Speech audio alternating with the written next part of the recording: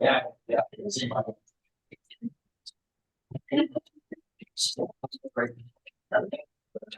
Thank you. Right, we're going to get started here. Just a reminder, your microphones, when you want to speak, hit the button and make the green light go on, and the microphone is on this end of the device. Okay, so we're going to call the Sonoma County Library Commission meeting to order. And I'm going to call the roll. Commissioner Cahill. Here. Commissioner Elkin.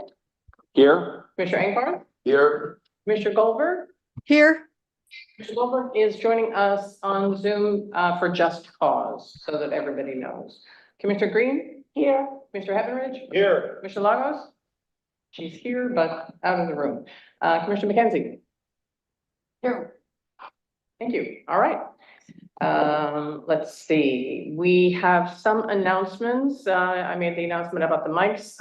We're going to move some of the later agenda items up to the beginning so that Eve doesn't have to, she's recovering from surgery, so we don't want to make her sit in the chair for too long. So we're going to, after the presentation 5.2, we are going to move the consent agenda, the action items, and the closed session and the discussion up to there, and then we'll have the library reports after that.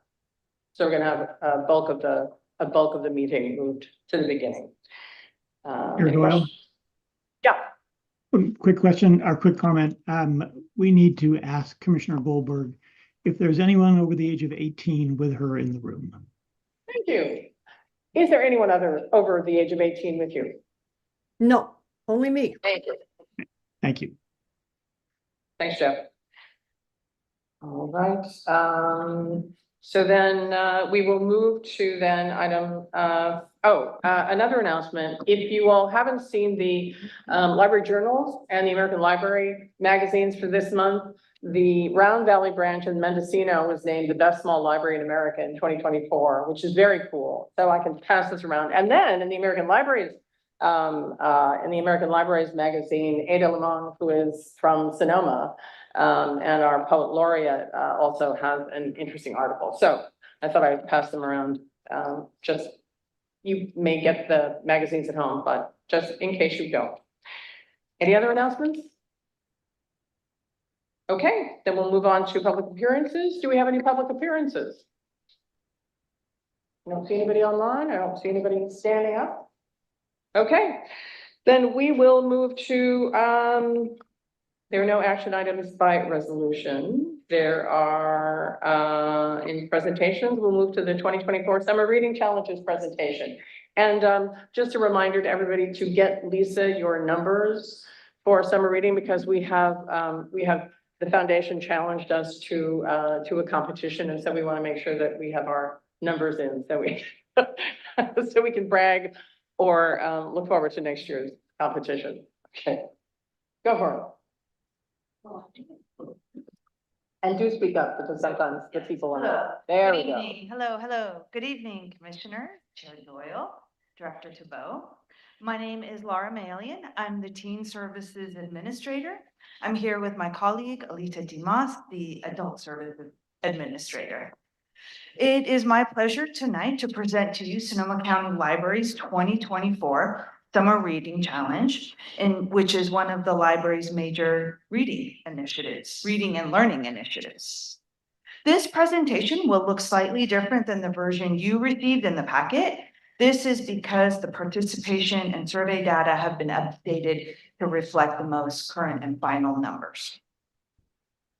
This year's Summer Reading Challenge theme was Adventure Begins at Your Library. The challenge was for all ages, and it ran from June 1st to August 10th.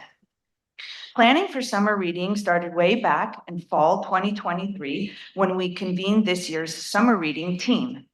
This cross-departmental group met monthly throughout the year to design, plan, and execute the reading challenge.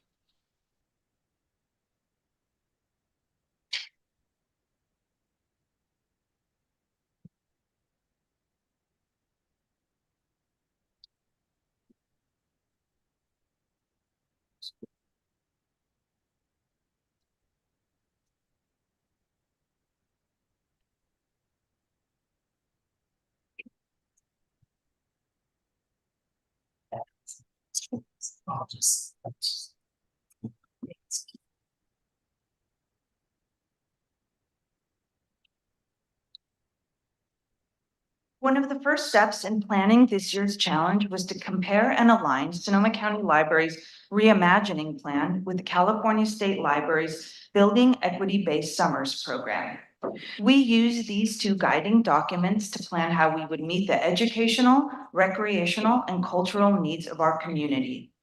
We then identified a series of action items to maintain practices that support equity and implemented changes for continuous improvement. One change we implemented was the creation of a series of staff training videos. Each video introduced a different concept that staff needed to be familiar in order to successfully promote summer reading. These videos also supported staff who may have different learning styles. As an example, one of the training videos was about outreach, since the Building Equity-Based Summers program emphasizes the importance of building community connections with underrepresented local communities and leaders. This year's challenge goals were tailored to meet the needs of all ages. Among children and teen, it was particularly important to maintain the reading skills gained during the school year and build a lifelong love of learning. For adults, reading can support mental well-being and is particularly beneficial as we age. Sonoma County Library provided learning opportunities that bring people together from diverse backgrounds to build a strong community of readers.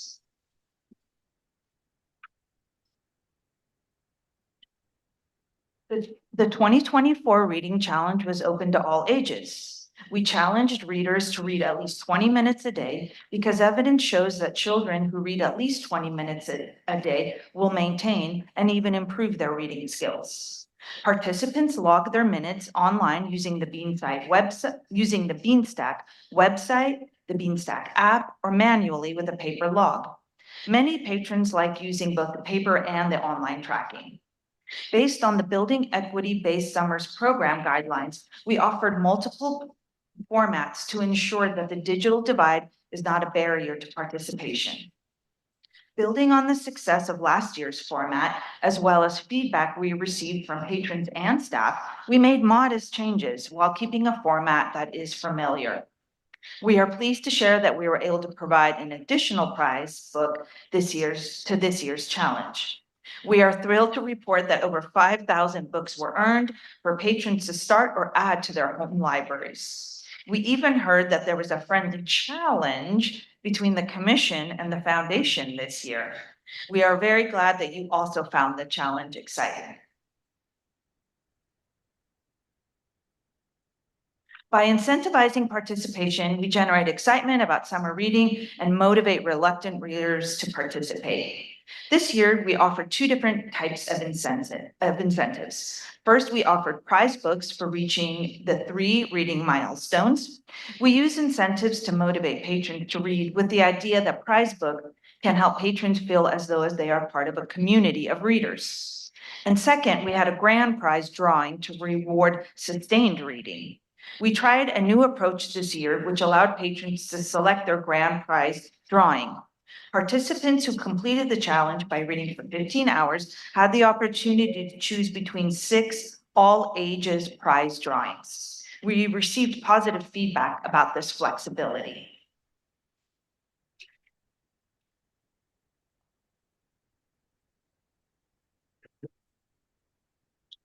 Good evening. This year, the Summer Reading Challenge Committee wanted to create excitement about visiting the library frequently throughout the summer. The group decided to launch a new sticker each week. You can see a few of them on the board up there, which was available to patrons across the county. The stickers represented a variety of different adventures, ranging from the everyday to the fantastical. Who doesn't want to go on an adventure riding a unicorn? And tying into the 2024 summer reading theme of adventure. For the final week of the challenge, patrons could select a vinyl auto sticker or a pin with the same design. And now you're thinking got 10 stickers and so you got another sticker? My kids were dying. They wanted that water bottle sticker. You must have one in your water bottle. The feedback we heard was that patrons and staff were excited to receive a new sticker each week. It worked. The events team, I'll have to give a big shout out to, they're not here today, but they worked tirelessly on curating a robust menu of educational, recreational, and cultural programs and events to meet the needs of Sonoma County residents. We prioritized events that allowed patrons to have new experiences, interact with one another, and participate in a culture of creativity. Whether it was adventure journaling for adults, cooking classes for teens, live animals, or a bilingual play and sing-along, a good time was had by all. Sonoma County Library also hosted the second annual Lectura Fest, a celebration of reading, music, and culture that included community partners, bilingual performers, and all ages activities.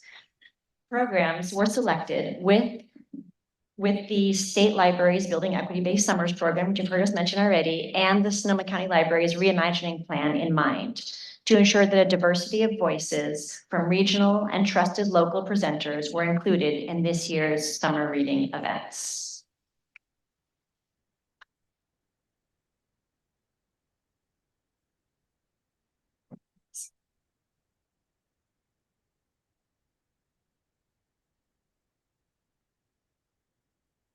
This year, Sonoma County Library added a library card art contest with the prompt, "What does Sonoma County Library mean to you?" And here I'll give a big shout out to our coworkers in communications who worked really hard on this. The contest was open to Sonoma County students in grades K through 12 who were encouraged to use their imagination to design a library card. The library received over 200 submissions, including entries from every age.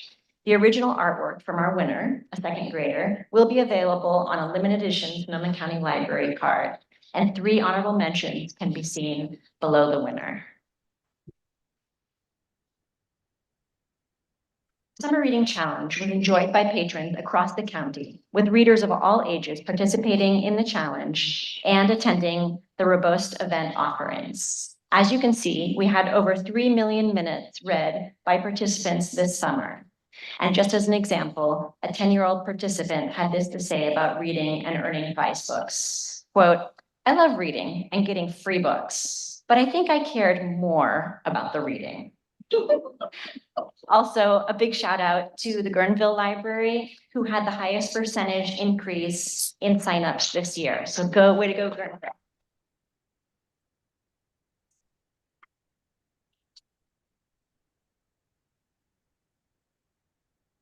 Throughout the summer, staff received positive feedback from patrons about the ways in which summer reading generates enthusiasm among readers of all ages.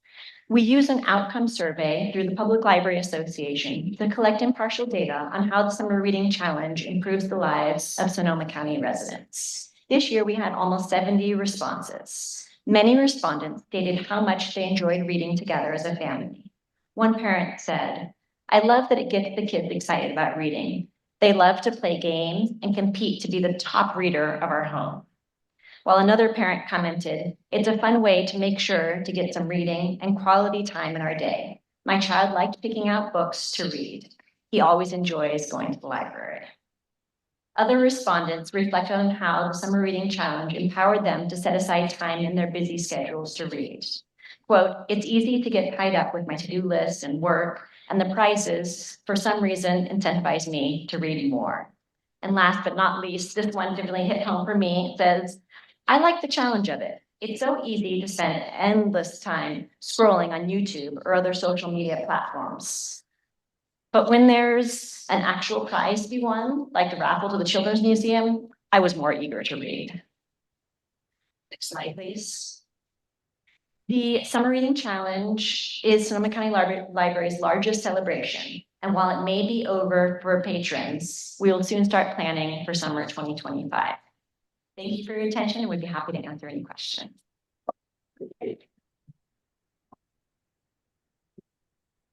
I don't see any public, so any commission comments? Barbara?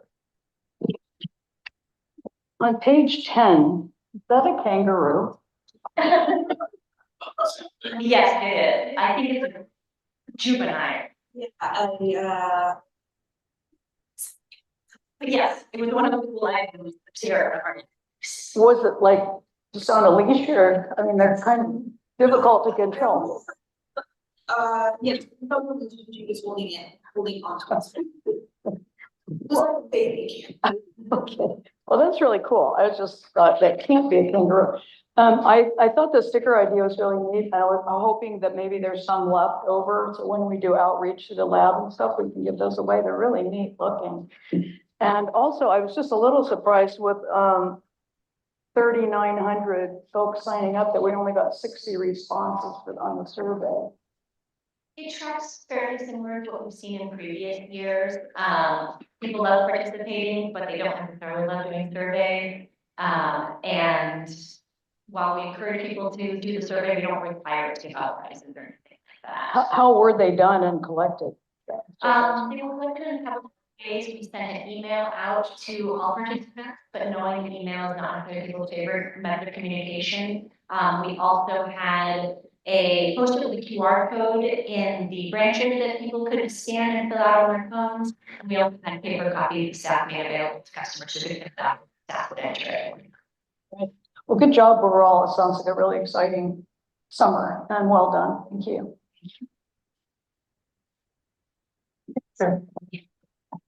Did the commission win?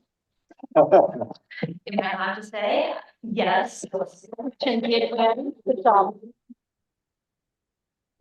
See here. Have this data somewhere. I figured you guys would ask. I didn't know the numbers were it. Commissioners read an average of 79 hours each during the summer. While the foundation got close at 65 hours each. And I won't out this commissioner, but we did have one awesome commissioner who read 243 hours this summer. So congratulations. I confess that was me. And I owe my success to our large romance collection.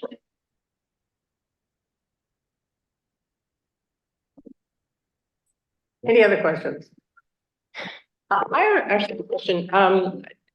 When I was in San Francisco and some of the major libraries had their own theme for summer reading. And then a number of other libraries in the state went with the state's suggested theme. You mentioned that you were working with the state. Did you use the state's theme? Do we have our own theme? Did you create a? So accommodation Europe, there are two major themes that are currently available through two library conglomerates. To make a long story short, we used the tagline "Adventure starts to begin at your library," but our awesome graphics team created all unique things for the McKine Library, including those stickers, badges, posters, and much more. That's great. That's great. Thank you very much. Yeah. Before we move on, I just want to mention that this team, the community engagement team and the public services team did all of this and summer lunch, which was so much work and it's so amazing. So just shout out to public services. I assume we'll hear a report about summer lunches later in the fall. I think in the next month. Okay, great. Thanks. That's always good to hear about. Congratulations, everybody, and thank you.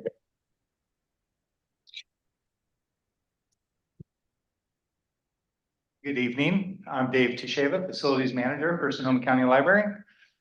Hello, Chair Doyle, Victor Tabo, Commissioners. I'm here to present with Kevin Kotzik, Delivery Supervisor, impacts of Measure Y on facilities and delivery.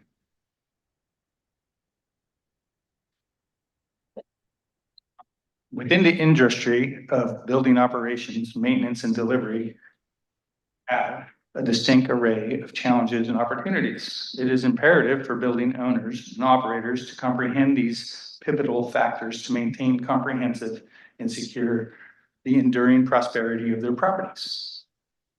One of the most pressing challenges is the need to improve energy efficiency. Buildings and vehicles account for a significant portion of the global energy consumption, and reducing this footprint is critical is critical for mitigating climate change.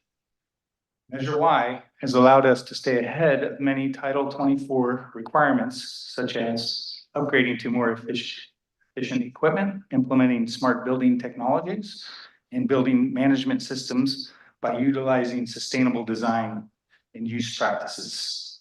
Library leads our community by example.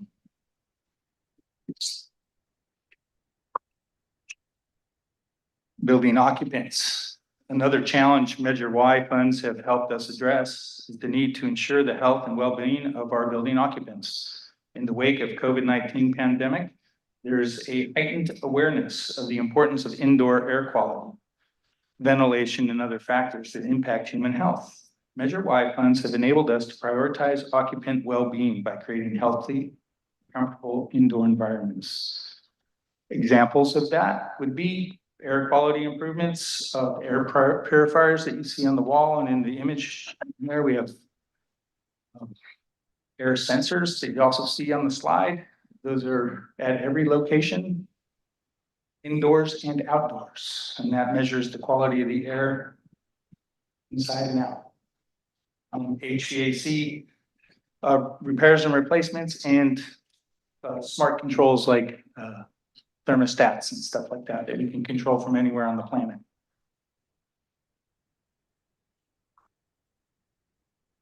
Modernizing our libraries. So we begin, Measure Y funds have supplied us with ample funds to begin a modernizing project in system-wide. So we started with Cloverdale, moved to Northwest. And we went to Roseland. Petaluma started in between there, and now we're finally on the move with Petaluma. So what we do in those modernizing projects is we address ADA concerns, infrastructure, space use, and integrated building systems. So we integrate all our security systems together on one platform. And then we address some of the major infrastructure problems that we have at each location. Opportunity also lies in the growing demand for sustainable buildings. So we try to implement as much sustainable efficiencies as possible.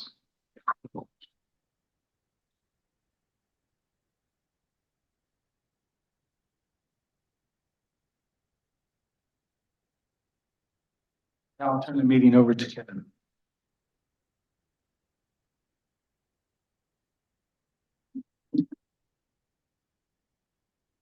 Thank you, Dave. Good evening, Chair Doyle, Commissioners, and Director Tuttle.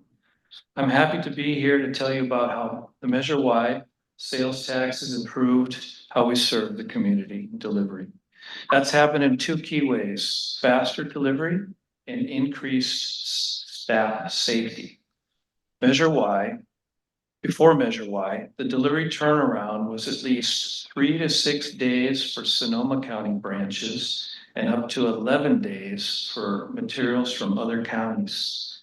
Thanks to increased delivery staffing, trucks, and routes, our turnaround is now often less than 2 days and rarely more than 4 days in almost all situations.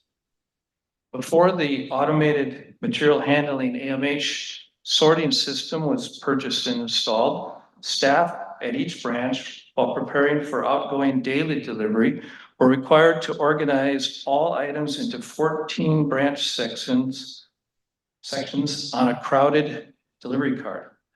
Now all items are quickly placed into a standard tote. Before AMH, branch staff were also required to manually check in every hold item from every incoming delivery. Now, the entry of a tote barcode checks in 15 to 30 items at a time. To direct the increased staff, vehicles, equipment, and data handling that Measure Y funding supports, a delivery supervisor also develops and maintains programs and procedures for optimum safety, quality, and efficiency. We now have 12 vehicles in our fleet, up from 4. This includes all vehicles, not just delivery trucks.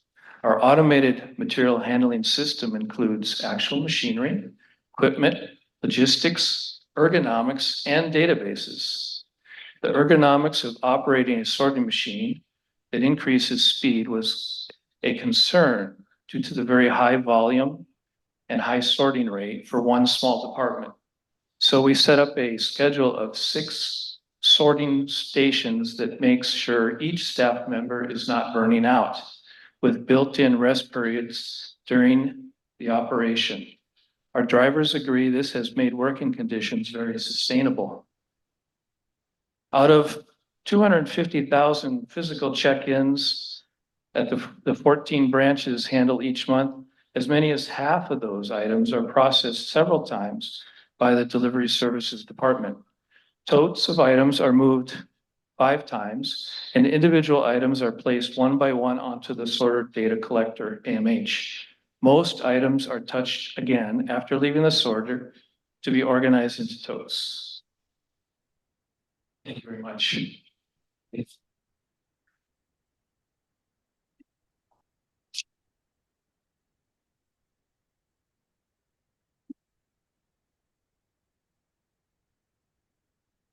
Staff and patron safety.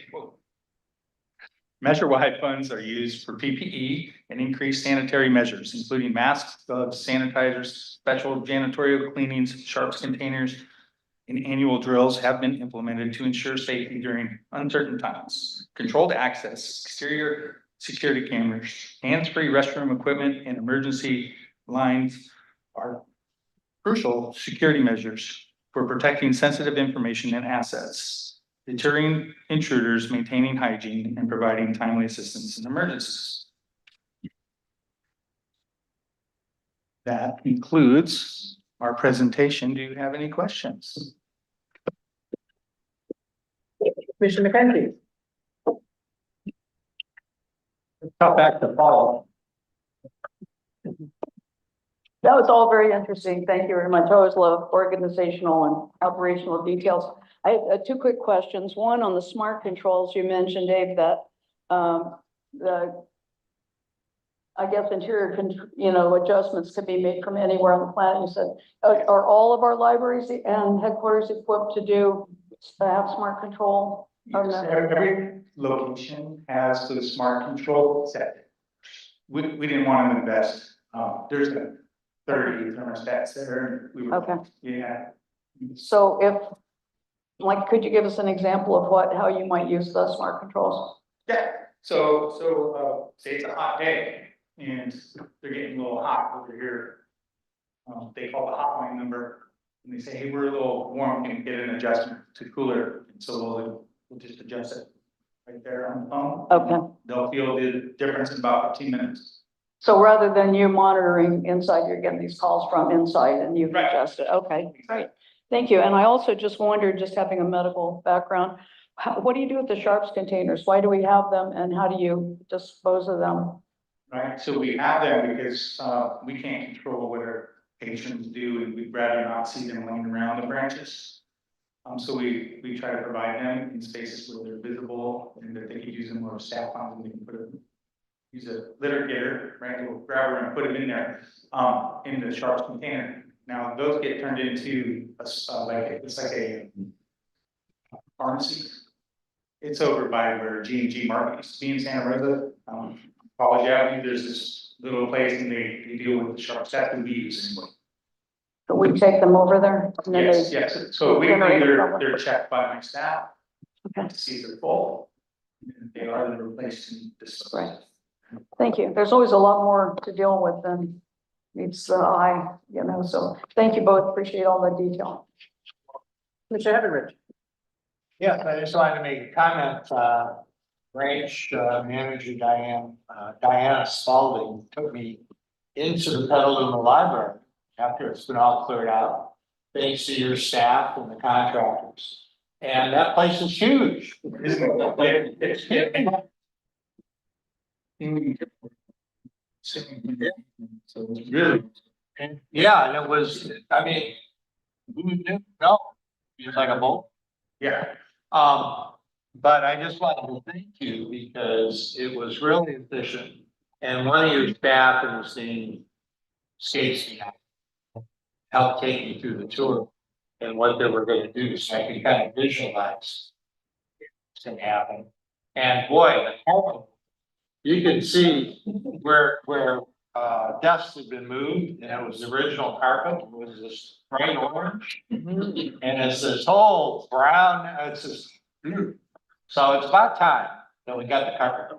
Yes. So I do wanna thank you, you're doing a great job, thank you. Other questions?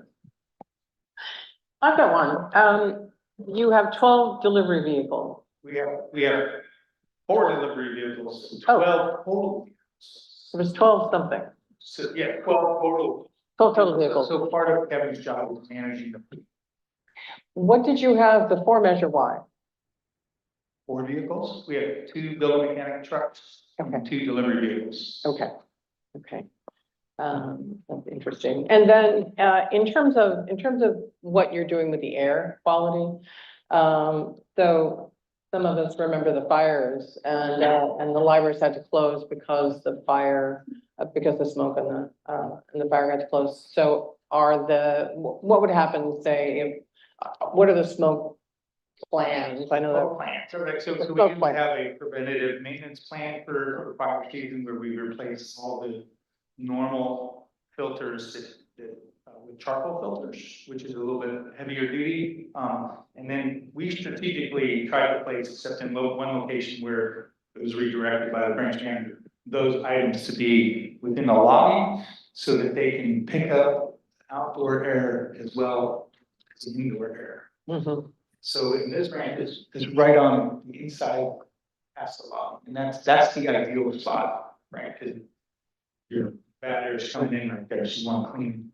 Yeah, we don't want the staff to be breathing bad air. Last year, I don't think we had to close one time That's great. for smoke. That's great. Really good. Any other questions? Thank you very much.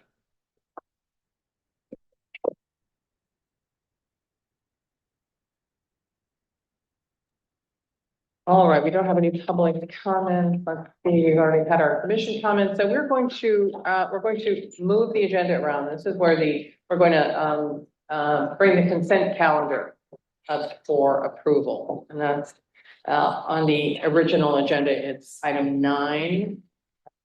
And now it's going to be item 6. So, do I have a motion? These matters include routine financial and administrative actions that may be approved by consensus. Any commission member or member of the public may request that an item be removed from the calendar and have it placed with the action item. The commission will approve the minutes of the prior meetings in summary format. I move it. I'll second. All right, then, any comments? I will. No,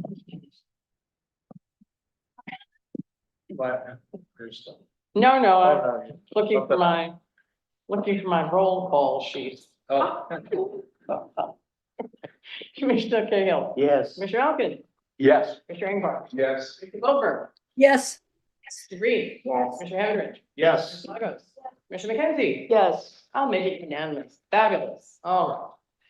That's the consent agenda, and then we're going to move to action items by motion, which was 10, and now is, what would that make that, 6? And this is the award the Annex H&G Infrastructure Project Contract to ABM Building Solutions.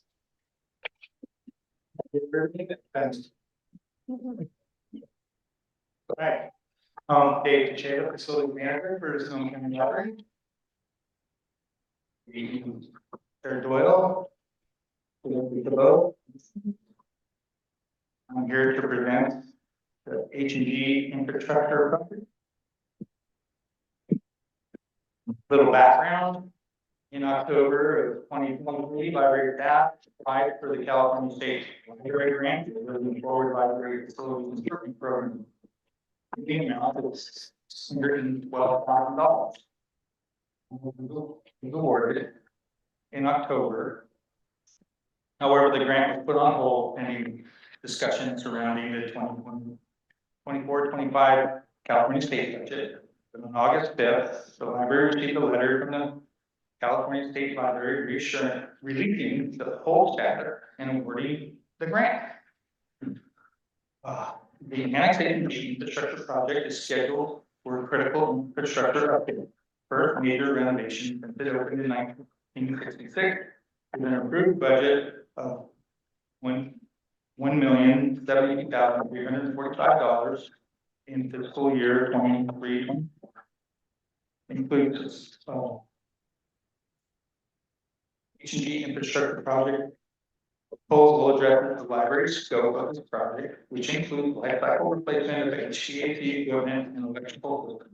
Exterior ADA issues will be put up to bid under a separate vendor contract, unlike the modernization project. This project only addresses critical infrastructure issues.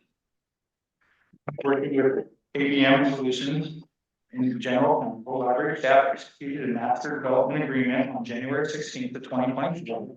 Government Code Section 4217 allows public entities to enter into energy efficiency contracts, typically performance-based design build, on terms that are found to be in the best interest of the agency, notwithstanding any other provision of the law. In essence, this law allows a public entity to single source a direct engage a firm for energy contracts so long as the anticipated marginal cost for the project or efficiency services are less than the anticipated energy savings to be derived from the project service.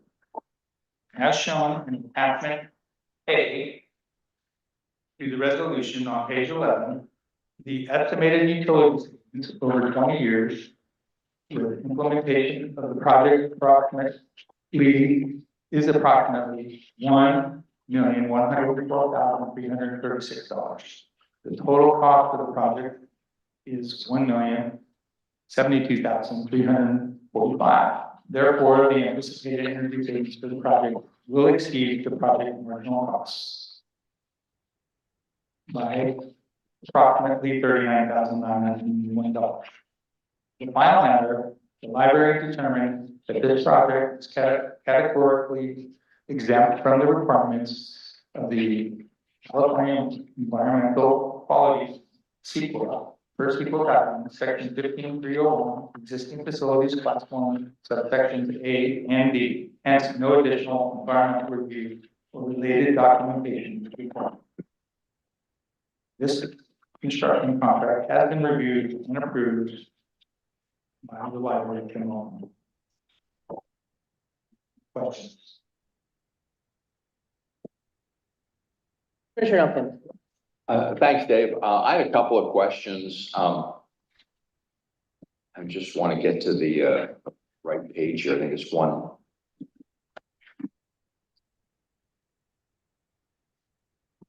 Sorry, 175. I think it's just a typo, but it says a cash match of 25% is required, but what we're actually doing is matching 75%. Because 459,000 is 75% of the 612,000 that the state is providing. I think you're correct. I think It's 75 to 1 match. 75 for every $100? Yeah. Yes. Yeah, what I was trying to find was, I thought there was a reference earlier that originally we were supposed to be a dollar for dollar match, and we negotiated a decrease so that we only have to put in 75 cents for every dollar. Is that in fact what happened? That's in fact what happened. Okay. Yeah, we didn't negotiate it. The state library, they look at our demographics, and they gave us a lower rate because of our demographics. Okay, So Petaluma ranked differently. That was $1 for $1. But Santa Rosa has a higher amount of its population that's more needy. right. Sure.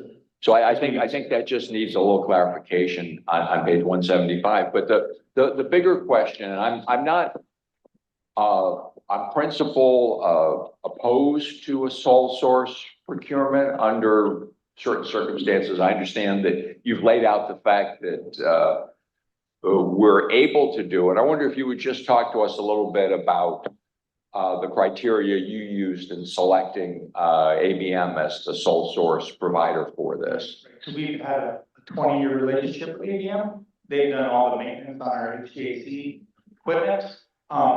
The deadline, when we got news of this grant in second round, was about 6 weeks away from when we got the notice. And so they were able to go out and do 8 of our locations and provide us proposals so that we could submit in partnership with each city that participated. Some cities, like the city of Roanoke Park, they said, well, we're gonna handle that on our own. But all the branches in Santa Rosa got done. We did Hillsburg as well, and they didn't get awarded, but we still applied. Right. We still had to have the proposal and all that, and there was really no way to put out an RFP and get it back. I totally understand. And it sounds like we have a long and successful working relationship with the Absolutely. group. Yeah, okay, well, no, I think that's great, and no questions or objections. Other questions? Eve had the hand raised. My question is, I noticed in this report and the one about the Healdsburg reno, that it talked about us being exempt from the environmental stuff. What does that mean? What's the criteria? Why? What is that? Well, what that's mainly for is to protect the environment, right? Especially with new construction. So Jeff has the technical terms, and we actually have a CEQA expert on staff. If I'm following it around too much, but we are exempt because it's an existing building, and we are not doing anything to the exterior as far as like disturbing the soils and adding more drains or creating a situation where we need a bigger parking lot, or changing the capacity load, which would then impact parking, bus stops, anything like that, which would be kind of are going to disturb potential salamander, higher sharp salamanders. So that's what we're dealing with at the Hearn project for Roselands, right? So you have to buy. But Lisa, would you like to maybe give a better explanation? I could, I'm gonna defer to Jeff though, as the, No, actually, your explanation was fine. The project is categorically exempt, which is a thing under CEQA. Projects can be, you can be required to complete an entire environmental impact report. You can do a mitigated negative declaration or a negative declaration. But for projects which really have very little likelihood of creating any new environmental impact, in this case, because it's an existing facility and it's renovation of an existing facility, we're not substantially expanding the footprint. We're not adding floors, So CEQA allows you to do a very abbreviated process if you fall within one of those categorical exemptions. Thanks. Any other questions? We have gentlemen from ABM here. Step on up. Jason Colbert with ABM, and I just wanted to make one clarification on the Could you speak closely into the microphone? Want to make one. Thank There we you. go. Jason Colbert with ABM. One clarification on the savings, it is a combination of utility savings and avoided cost of capital.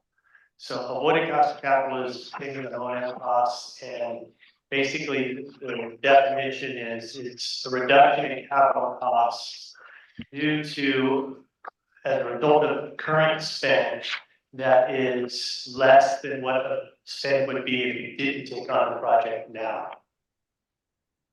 It's a combination of both of those. Other questions? Thanks very much. All right. We are going to move on to the next item, which is. Oh. Of course. Do I have to say anything else? I'd like to move the question that appears on here, so. The second, all right, so that's Commissioner Elkind and Commissioner McKenzie. Any other comments? All right, then we're gonna ask for the vote. Commissioner Cahill, Yes. Commissioner Elkind, Yes. Commissioner Engbar, Yes. Commissioner Goldberg, Yes. Commissioner Green, Yes. Commissioner Heavenridge, Yes. Commissioner Lagos, Yes. Commissioner McKenzie. Yes. I'll make it unanimous. Okay. Fabulous. Hey. Lots of applause tonight. All right. Now we're going to move on to the internal procedure for consideration of motions, first and second reading of action. We have discussed this. This is on page 234. We have talked about this a lot, and so I am going to move that we vote on this. The motion is to approve the creation of an ad hoc committee to develop a procedure for consideration of motions, first and second readings, and public participation. And we have had a lot of conversation about whether we think it's necessary for most of the items on our agenda. So, any discussion, brief discussion? Commissioner Cahill. Yeah, I don't think this is necessary. It's really complex. And we've been more than willing to postpone an item when there's a question about it. So, Thank you. Commissioner Engberg. Yeah, just one, I take a second to point out that this issue about participation, both from the public and the labs, has been a topic that's been surveyed, discussed, brought up multiple times from before we even changed the president grade system. Commissioner McGuire at that time conducted a survey in 2013 of the labs, and if you read that survey, including parts about participation in commission activities, and you compare that to questions that have been raised at subsequent all lab days, in particular the last all lab days, the feeling is that more can be done to improve participation with all the elements of the that are involved and engaged in the library. So it's not just doing readings. Readings might be something that committee would want to develop as a tool. They could come up with any other ideas, but it's to really get some focus on this long-standing issue and move it to resolution to have better communications with the people we serve and the people who volunteer with us. So, additional comments? Commissioner Goldberg has her hand raised. Commissioner Goldberg. Before we vote, I just wanted to say something to clarify my vote, because I wasn't part of the discussion last month, which is, I just want to say that I 100% agree with Fred's concept that the community needs participation in the library, and there should be ways for them, if they aren't satisfied, to have that participation. But I'm not seeing this year-long committee that seems to be about the second reading, I think, mostly as the way to do it. And I don't see second readings as the way to do it. So I just want to say that. Thanks very much. Okay, we're going to call a vote then. I don't see any other. about the motion. It's not about second readings, it's about the participation. Okay, I gotta read I have to read it again then. We're going to take a vote. Are you gonna read the motion before the vote? Sure. Okay. Well, Chair Doyle, wouldn't somebody will move it, and then we need a second, and then we vote? Thank you. That's how we're gonna do that? Do I have a motion? I'll move it. I'm sorry, Barbara, was that a second? All right. Then Commissioner Cahill, no. Commissioner Elkin, No. Commissioner Engbar, Yes. Commissioner Goldberg, No. Commissioner Green, No. Commissioner Heavenridge, No. Commissioner Levitt? No. Commissioner McKenzie? Yes. So yes? Yes. Okay, and I will vote, we don't need my vote, but I'll vote no. All right. Our next item is the. Is that right? Wait. I believe it's the discussion, library commission meeting venue option. You're right. Thank you. So this is 11 points. One, all right. Good evening. So we moved to this room, we start out, pandemic changed everything. Changed our perception of meetings, it changed our perception of how we function. Zoom, we sat in front of our computers with our headphones on, our speakers on, our microphones about 4 inches lips. And we always had perfect volume, perfect pitch, and we could hear everything that was going on in the meeting. And it was wonderful. Except it was a pandemic and we were trapped in the homes, which was not. So as the pandemic started to ease it, or we eased back into a normal life, the new normal, we were looking at coming into a room again. I advocated for this room because it's the biggest room with the most air circulation, so people would feel comfortable coming back in. This room is great for that. For other reasons, it's hard to have meetings in this room. It's also our highest ceiling room. It's a bit of an echo chamber, and for people at the table, sometimes it's hard to hear. Also, since we're doing hybrid meetings, we're making a balance. So we've invested in speaker systems, so not only can you hear each other, but also the people can hear us online as well, and it's a balance. I think last meeting was the worst case of that balance, when we had tension, feedback, a lot of can you speak up, I can't hear you, and it's challenging. Rana and Bridget are dynamite, they do really good work. None of us are sound engineers. We've invested heavily in this room, but there's only so much we can do with this room. So one of the things we've been looking into is how can we make it better. So tonight we're using a new software that can actually on the fly adjust volumes for the speakers. We've got Queen Bridget do on it. I think tonight has been going fairly well. Another thing. Commissioner Goldberg, can you hear during this meeting, just to follow up on his question? I've been able to hear everybody except Mike now. Speak into the microphone. Speak into the microphone. Thank you. And that's part of the problem that we're having here.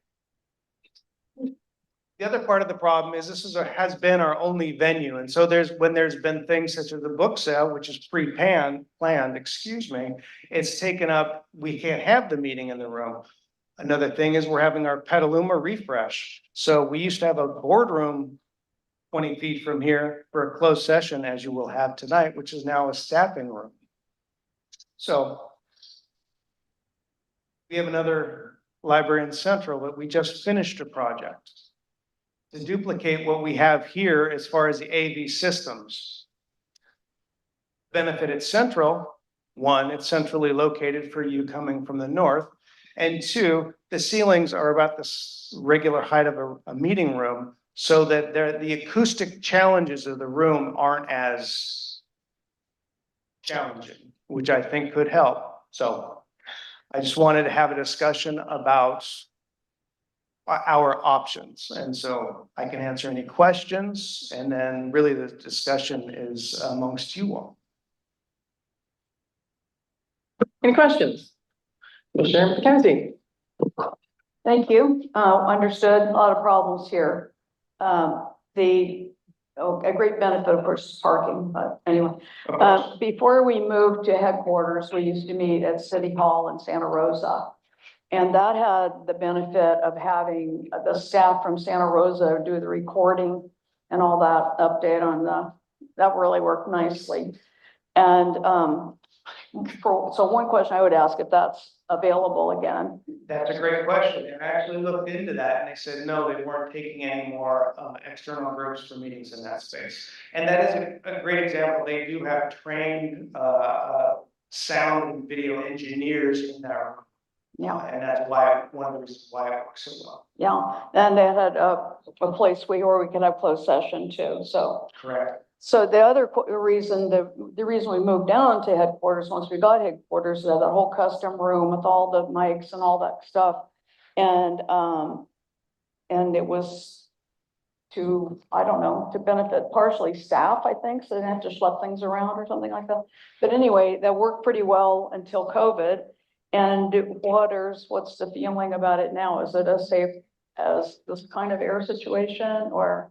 It's too small. If you've been in the room, we had the commission meeting in there. You can fit up and you can fit down for the most part. Tonight, we don't have any community participation. What was it, about a year ago when we had 20 some odd protesters? That space does not allow for that kind of participation. It's just not in the room. Of course, that's rare. But my last thing would be this issue of staff being down here and meeting in Santa Rosa, if that creates issues, I have no idea. Other questions? Commissioner Cahill. We'll be involved in moving to Santa Rosa, say on a trial basis. Well, Is that possible at all? you have a special meeting coming up in September, from what I've heard, that could be an option to try it out. Other than that, from speaking with Lisa, it would involve voting to move your venue as a trial. We can certainly try it. Commissioner Green. I, of course, have a comment. Sometimes I feel like I can't be fully involved in the work of a commissioner because of the city top of Sonoma County and a few miles between River Park and Santa Rosa would make it more accessible to those of us who do most of the traveling. Any other comments? Does anybody have an objection to trying it? Commissioner Goldberg has her hand raised. Oh, I'm sorry. Commissioner Goldberg. Question about the community room at Central. Has there been any improvements in the audio system in terms of people who are remote? Because it's been a problem. My Measure Y appointee actually had to quit the Measure Y committee because he wasn't able to attend in person and he couldn't hear well enough to actually be a participant. Has there been improvements in the past, let's say, 9 months? That's a great question. As you may recall, I brought an RFP to the commission last spring for a proposal to renovate the audio video systems in Central. We've invested about $75,000 in the audio video in the forum room. And it's every bit as nice as this one. Commissioner Evans. Okay, the main problem with Central is parking. There's nothing we can do. We can't build a parking structure.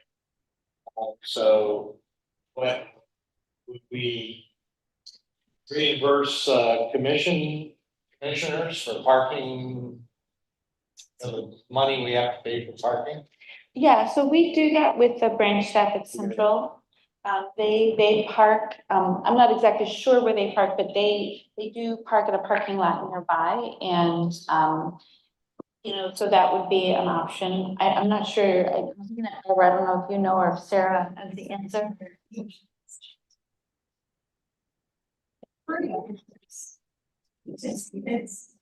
It's free after 6 p.m. to park in the city of Santa Rosa, so. I mean, it might be 10 Across cents. from the library. Yeah, it's free after 6 p.m. Okay. So, It used to be, but it's not. am I wrong? It is free after 6 p.m. Okay. Right, You're yeah, right. so 5:59, show up and chance it for a minute. Okay. Even better, there's an app, it's called the Passport app, and you can actually do everything from your phone now. I use it all the time. Perhaps we, oh, Commissioner Elton. Well, Mike, I listen, I appreciate the hard work that you and Rano and Bridget and your team have done in improving the audio quality here. I know you have less control over the temperature, which seems to be pretty constant tonight. I think it was because I brought a down vest and a sport jacket. I guess, I have no objection to trying another location. I guess a question I would wonder about for the staff is this a convenient location for staff, and would the downtown library be a less convenient location for them? Yes, I mean, most of us work at HQ, and so it's easy for us to just make the short journey over here. There is a larger parking lot here, but you know, it's really, you know, many of us live in Santa Rosa, so it's kind of 6 in one, half dozen the other. It's easier to get here, but it's easier to get home from Santa Rosa. So, you know, it's a toss. Okay, and your assessment is that with the investments that have been made, the audio quality in that room is at least as good as in here? We invested in that room specifically so we can have meetings such as in the room, or high quality public events where there was a comment as well with Commissioner Cahill first and then back to Commissioner I Goldberg. have a procedural question. This is on for discussion only. Correct. We got into a tangle last time about calling a special meeting without it having been noticed as a motion. I don't We can know if vote our- next time if we decide that we want to proceed. We can vote in October about this. Yeah. Yes. That's what I think would be safer. Commissioner Goldberg. One thing about the 6 o'clock parking, we meet Wednesday nights, and for part of the year, there's the Wednesday night market in terms of Central. I just think parking will be a problem during the months of the market. So. Good to have two options. Yes, we could try it in November and see. We could vote, we could bring it up in October. If it passes, we can have the meeting in November and see how we like it. All right, then I will ask about that at the end of thank you very much for all the information. Thank you. And we'll bring that up at the next time. Okay, great. Then our next item is the agreement for development and construction of a regional library branch in Southwest Santa Rosa between the city of Santa Rosa and Sonoma County Library. Information. Yes.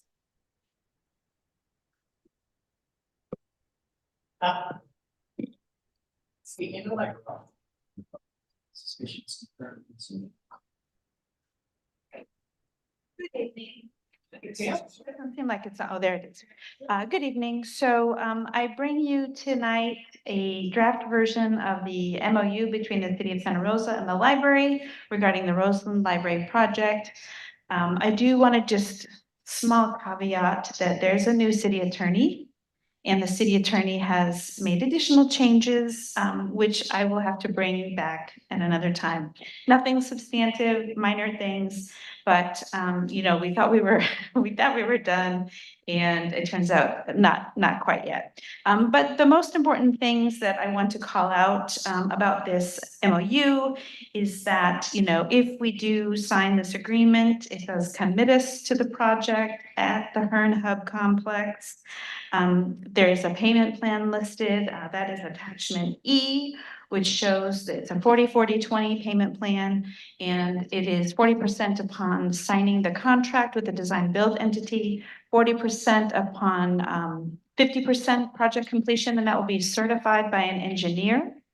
And then 20% when the library receives its temporary occupancy certificate.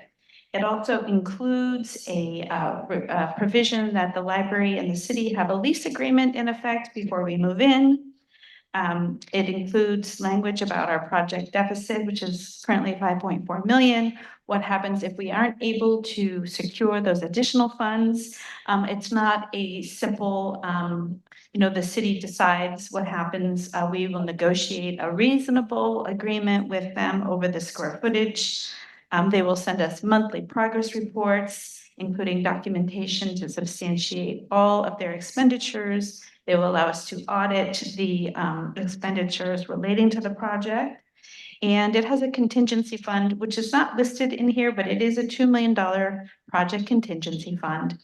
And anything above that, so, any change order that exceeds the $2 million, that is above $150,000, which is my delegation of authority, will have to come to the Library Commission for approval. So there are many measures in place to ensure accountability between the library and the city and transparency.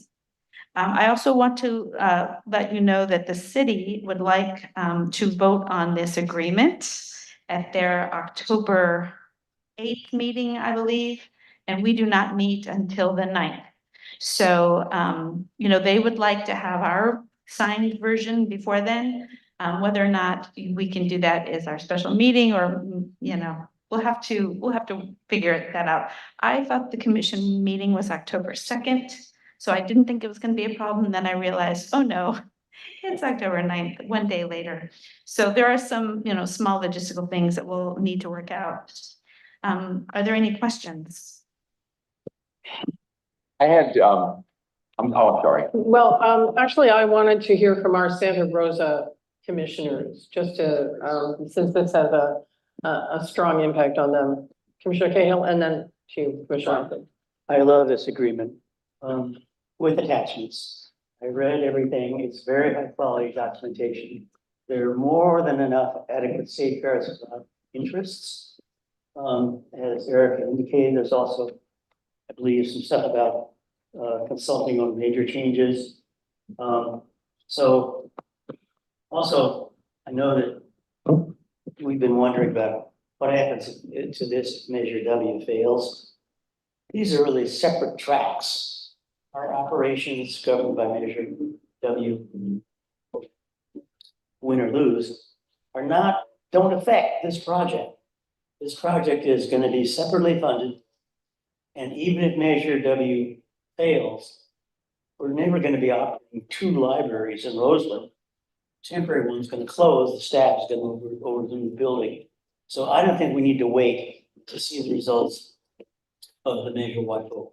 I think we should move ahead. I'm more than satisfied. He was one of the ones who was saying, hey, where's the documentation? Well, here it is. So. Would you let us anything? I agree with David. I appreciate the documentation that was provided. I did just have one question. The agreement stipulates that a lease between the city of Santa Rosa and the library must be approved. Is that just for the Roseland Library, or is that for? Well, we're currently working on a master lease agreement with them, and the master lease will include all 4 branches. So then that's what they're talking about then, is the master agreement in this? Okay, thank you. Before we move in, I believe she said, yeah. So that gives us a little time. Commissioner Elton. Dave, I'm glad to hear your view of this because you're an attorney and I'm not. Was an attorney. Now you're a recovering attorney. I have a couple of really small questions and one larger one. The really small questions appear on page 3 of the document. It's page 257 of our packet. Yeah, right. So yeah, the first is at the top of the page, that paragraph that we just saw that says project management, where it says the library will be responsive within 2 weeks of receipt of plans and specifications. And then below that in subpoint 4, if you can just scroll down a little bit, please, Lisa. It says the library will be responsive within 5 days of receipt of change orders. My question, I guess this is for you and for Dave and his team.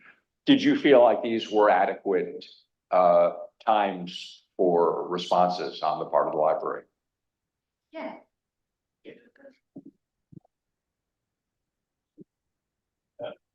In projects, you don't want to give a lot of time to the contractors to mill around and not have a solution. Right, no, I agree with that. I just didn't want, I just wanted to hear that you felt that was adequate time. Okay.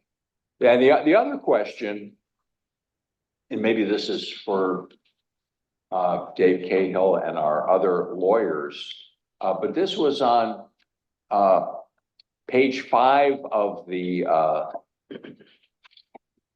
document, page 259 of the packet, paragraph B, right under term of agreement. You were just there, Lisa. Well, a little bit higher up. No, we got to go a little higher on the page. We're seeing C, we need to see B, please.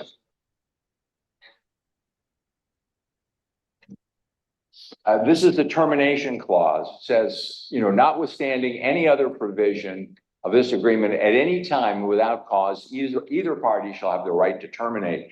This was something that I used to see in contracts that I was doing to provide training materials. Is this a good idea to include in a construction project of a major facility? I don't know, just it was surprising to me to see this. Well, sorry, I'm not sure. This gives us rights that we don't have it. There. Can you speak up a little bit, please, Ed? Sorry. Maybe Jeff can talk about the termination provisions. How can this work with a project of this size and complexity? Well, that's a fair question. It is not unusual to have a termination for convenience provision.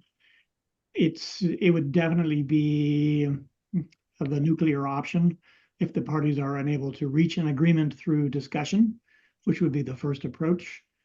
You know, the withdrawal of the library's funds that haven't been expended would be fairly significant for the city. And conversely, termination of the agreement obviously would not be great for the library as well.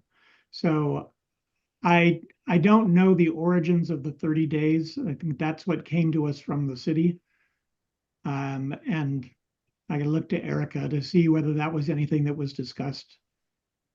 Well, this is actually one of the areas that the new city attorney is going to be adding some language to. And partly because the idea that the cost would be shared is really going to be dependent upon what aspects of the project are still outstanding. So they are actually going to be changing the language here to indicate that, you know, it's going to be a little more nuanced than this. So I'll have some revised language when I bring this back to the commission. If 30 days is the issue, we can certainly, you know, we can certainly discuss changing the term. But I mean, I think, you know, as Jeff points out, it really is the nuclear option. So I would have asked, yes. Well, just to be clear, 30 days was not my concern. At any time and without cause was my concern. And again, I don't know anything about construction. I'm not an attorney, but to have this in a contract like this, where we're putting up a lot of money and the city could basically say, you know what, we've decided we just want to have a fire station there, and can walk away without cause, that feels uncomfortable to me. Jeff, is this? Yeah, no, I think that's a fair point. The without cause piece, that is certainly something that we can talk to the city about, that we would like it to be at least require that there be for cause.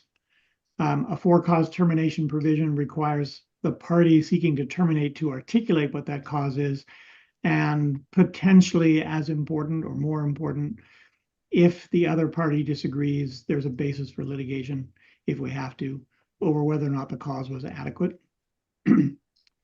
That could be something, Erica, that I might talk to the new city attorney about. I haven't had any direct communications with them on this particular project. Mostly our comments have gone back and forth via the parties, I think. That would be my request, that you have a conversation. And the way that you just articulated this, Jeff, feels more comfortable to me than just, hey, at any point, either party can pull the plug on this and walk away. I guess, can I just continue with my larger question? Jeff, this is, I think, going to come to you. I don't personally have this concern, but I have heard other members of the commission ask this question. And that is it your view that under the terms of the JPA and our bylaws that we are able to spend $5 or $6 million for the construction of a new building? You're right. This has certainly been a topic of some discussion over the time I've been general counsel. I do not read the joint powers agreement as prohibiting that arrangement. I think the JPA is framed, first of all, very broadly. It does talk about the member entities providing a location. It also, though, talks about the parties working cooperatively on things like major repair and replacement. My personal opinion, I don't think there is a prohibition on the library contributing money towards construction. There's a whole separate issue of the provision that requires there to be an equitable allocation of resources. I think there was a conversation last meeting at which the point was made that equitable is not the same as equal. And so there's a lot of room for a discussion as to what is an equitable allocation of resources. But just sticking to my side, which is the legal piece, I don't believe the joint powers agreement prohibits the library from spending money on construction. Thank you. That was my reading also, but I wanted to get your view. And in terms of the maybe this is a discussion we'll have at another point, but in terms of the equitable part, when we're looking at large capital projects, it's pretty clear to me that the library and our JPA partners and our financial resources don't permit the simultaneous execution of significant capital projects at all of our locations at the same time. So equitable over a period of time. We have a facilities master plan, and Dave, I know you have the draft that you had shared with us at the finance committee. My personal feeling is as long as we're approaching this issue in a reasonable way over a period of time, that issue for me is satisfied. That's my only comment. Thanks, Commissioner Hilton. Commissioner Cahill. Yeah, I took the trouble to actually look up in JPA.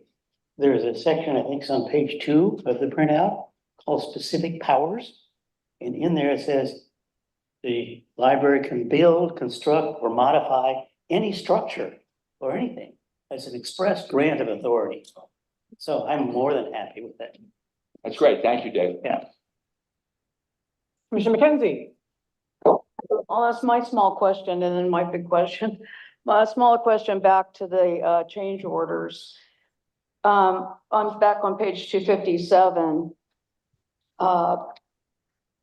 At the top, city and library agree that the RFP responses may reduce. Oh, the RFP responses. Okay, never mind. Jump down to obligations of the city. So under 4 there, reviewing and administering all library related change orders. Who's remaking the changes here? I mean, are we responsible for changes that we request or any changes that happen in the building of the library? Excellent question, Barbara. So a change order will come up several different reasons. Maybe the drawing isn't making sense to the contractor, so they'll need to submit what's called an RFI, request for information. And then if that response back requires them to do more work than what was under the original contract, that would generate a change order. But are we supposed to pay for all the change orders? For the library building and for our portion of what we're responsible for, yes. That's standard. So I think the first part of that sentence is Yeah, so it's all library related change orders and, you know, we had to do that with the Healdsburg Library not so long ago, when we had to increase the scope. So it's not unusual for this to happen. Other questions? Oh, I'm not quite satisfied with this, the answer to this question. Where was the part on here about the change order going to the commission? So it says project contingency may require library commission approval, in which case approval shall be placed in the next available commission agenda. Change orders that exceed the project contingency, which is $2 million, by an amount greater than $150,000 will require commission approval. So they have to spend the $2 million contingency, and once that money is gone, anything above $150,000 will have to go to the commission. Right, but we can't say no. I mean, we're gonna be responsible for any changes. So the $5.4 million that we're talking about is plus anything that comes along. That's a change. Is that correct? No, you can absolutely say no. The point of a change order is there is a proposal to change something in the contract, that until the change order is approved, the work cannot be done. Well, that's the point. It stopped. So what typically happens is that we reduce the scope. So if something happens where, you know, this happened in Petaluma, where we wanted to put in Skylight, and we realized that we didn't have the funding for that, so we cut that from the project. So there are multiple ways you can address the change order. Okay. Obviously, though, I mean, to me, this isn't shared. There's changes that come up, the library is gonna be on the hook. So if this vote was taken and the $5.4 million or whatever they're requesting, it's plus anything that comes along after $2 million contingency. Whether we're the ones to approve it or you're the one to approve it, we have to pay for all the changes. Is that right? For the library. Yeah. So If we don't like the change, or we can't afford the change, we don't have to make the change. So for example, Petaluma's already received 5 RFIs, right? And one of them's because the thermostat in the way where a wall's gonna go. And so we have to move the thermostat, so they have to draw that up, and then that costs a little money. Then it's changed the plans, so that costs the contractor money. And so then the chamber would pay $10,000. But we could say, no, if I'm gonna make that thermostat. okay, but you're talking about a renovation that we're responsible for. This is a building that some of us still have issues of whether we're responsible for paying for the building or not. We haven't even had a chance to discuss this because we haven't had our special meeting. But I just want to point out that whatever number gets voted on isn't a firm number, because it's other stuff's gonna come up. But my big question is that, again, I'm starting to feel really cornered because Santa Rosa wants to have this decided before we have a chance to have another meeting, before we have a chance to really discuss the issues, before all of the commissioners really understand how much money we actually have. We don't have unlimited funds. We have a budget and we have some unassigned fund balances. And we don't even know that firm number until we finish the audit, but I'm sure Myrna can get us some good estimates about that. But we want to look at that, how much money do we actually have? And when we're talking about equity, I agree with Andy, it isn't going to happen all at once. But if we don't have any money when the next library comes along, because we've doled it out to the projects that we have in place, plus this, we don't have any money left. So we can't be equitable. We can't think equitably, even though we'd like to. We are not going to have another opportunity to build up this kind of unassigned fund balance again, because we're operating on a balanced budget system. So this money built up in a different way, that's not going to ever happen again. We aren't going to be able to have $20 million or whatever we have again. Once we spend it, it's gone. We have other needs, other issues, other questions, other things we talked about in the finance committee and so forth. So, you know, this is my big question. I'm going to obviously address them and hope we have all the materials that we need, all the understanding that we need. I have questions with the JPA. It may be legally okay. Is that the intent? Is that what all the other JPA members think is gonna happen? Oh, we're sorry, you know, so-and-so, we spent all the money, and we don't have any left when your request comes up in 3 or 4 years. I think that's a real issue, and I think we also have some language in our bylaws that address this. So as long as we can talk all this out, we all feel good about it, we all know how much money we actually have, when it's gone, then it's time to talk. But it's not time to get pressured by the city of Santa Rosa, who's giving us this deadline before we have a chance to act. This is a big precedent-setting thing. So I'm not asking you to approve funding, I'm just asking you to provide comments on this MOU. Right, that's what but you did mention that we have this deadline, that Santa Rosa wants us to meet this deadline. So it's, you know, I don't see how we can do it. Commissioner Lagos had her hand up first and then Commissioner Barth. I just wanted to ask a question possibly for Dave. Generally, on a construction project, you're seeing contingency funds that only go 5 to 10% of the total cost of the building. So if we're estimating the total cost of the building is 15-ish, and we're putting 2 million into contingency, what do you think the likelihood is that we would have change orders that are above and beyond the 2 million that is already budgeted for the building? I don't wanna put out there, 2 million is a lot. Right. So, like for Petaluma, it's only 10%. Haven't, Dave, I can't hear you. I didn't say anything yet. We're hearing anyway. I would say 2 million is ample, because it is higher than 10%. And then like the safe fail here is that it has to come back to this body that's over 150. If it's gonna be a huge change, it has to come here. But I appreciate all the comments on the deadlines and all that. Thank you. Thank you. All right, Commissioner Commissioner Barth. Yes, just a few questions, and actually, I'll start off with a point of order. My understanding was that we're gonna have a special meeting to talk about all of this, and we're spending a lot of time talking about the very things that are gonna be talked about at the special meeting, or that we should have the time to talk about them. So I'm wondering whether this is the time and the place to have this discussion here, as opposed to having it the time that we moved to have it, which is at the special meeting when we have it set up. The other part of it is, as somebody who's had experience doing large buildings, I was involved in the development of the student union at Sonoma State. I was involved in the development of buildings down at UC Irvine. And as somebody who's a realtor, or was a realtor, until I became a lawyer, then I let that go. But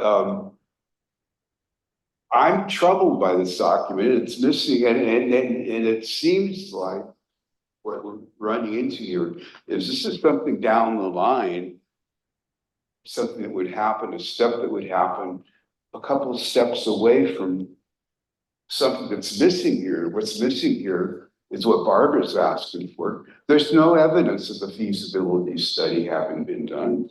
There's no record of there being a financial advisor meeting with Myrna and meeting with the city to look at what types of projects would be. And any major project, especially one that's involving this much money, you would say that you would want a feasibility study. And that there's nothing in here about it. There's nothing in here about what our role is in this, what the financing document is, for example. Is this a purchase agreement? Is this a lease agreement? What kind of an agreement do we have? What are our rights and responsibilities under that agreement? There's no mention of it. There's nothing here that says what type of an agreement this is.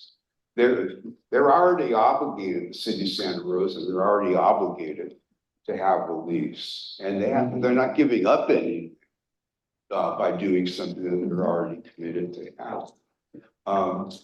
It doesn't say whether we're partners, part partners, how it's going to be financed, how it fits into the rest of the financing. This is an issue that's been on the agenda, or at least on the minds of all of us here for more years than I've been on the commission. We've been talking about Rosen and the Rosen Library for a long time, but those basic things, we don't have a capital budget plan on what we're going to be doing for major expenses. This is the first one, and it's a sizable amount of money.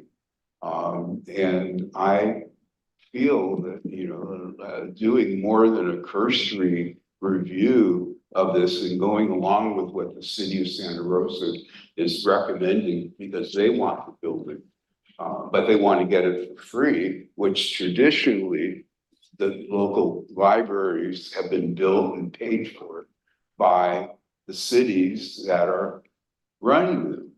And this is a change of that. This would be changing that policy, that past practice.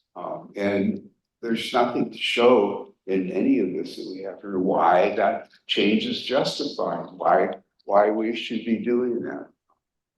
And I wanted to have the discussion with you. There is a financing plan, it's listed in the recitals. where No, all the funding- that's the city of Santa Rosa's plan. A financing plan would say, like you would get if you're buying a house, or if you're renting someplace, you have an agreement that says, I have an interest in this property. I'm buying the home, so I'm becoming an owner of the house. I have an interest in it. I'm releasing the property. I have a lease interest in it. I have rights and responsibilities in it. That's not what this is. This is them saying, this is our MOU. You guys, we're doing you a gift by saying we're going to pay a little bit of what we're supposed to be paying. They knew they were going to be paying, that this was coming up. And they're the ones that proposed it.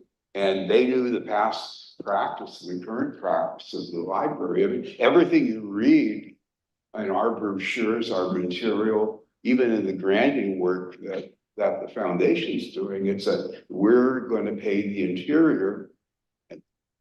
The cities that are doing the library pay for the building. When's that change? Well, Commissioner Engbarth, Roseland has always been an unusual thing for this commission, and it has been for many, many years. Yes. And to answer your first question, now it escapes me. Whether or not it's in order to discuss this twice. Oh, yes. Well, so let me. Well, some of us thought that it was possible that we would have a discussion that was robust enough tonight and full enough tonight so that we wouldn't need a special meeting. Oh, no, that's not going to happen. I mean, I'll be voting against that because this is reminding me more and more of a used car sale, going into a used car sales lot, looking around, and the guy comes up to you, oh, my boss, you want undercoat? I can get you the undercoat. It's going to be part of your car. It's the same thing. I appreciate the analogy. So let me ask you this.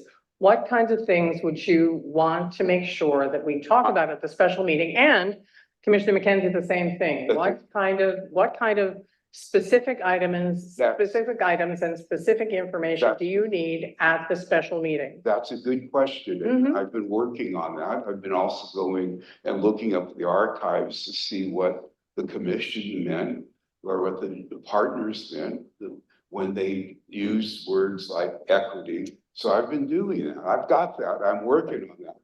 And I checked with Lisa to find out when I could get it in to be at the meeting. So I am working on something like that. It's going to be pretty detailed. It's going to list a bunch of things that I'm going over this agreement that,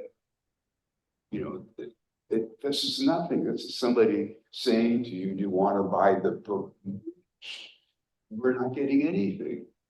It looks like a contract to me, an MOU to me, Commissioner Cahill. Two things. First of all, in my former life, when I was on the Ann Arbor District Library Board, we built 3 branches. And we use the design build process, which is what we're using here. One of the main features of that is there's a unitary approach. You don't have the architects fighting with the contractors because they're all one firm. And change orders are really discouraged. I think one of our branches, we didn't have any change orders. And these are multi-million-dollar projects.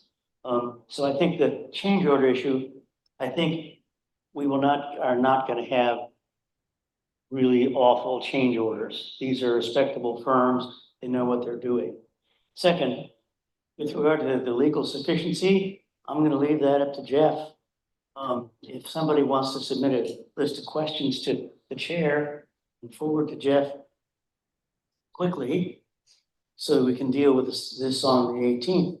I think that's the road to go, rather than keep rattling on here when we aren't taking notes really or anything.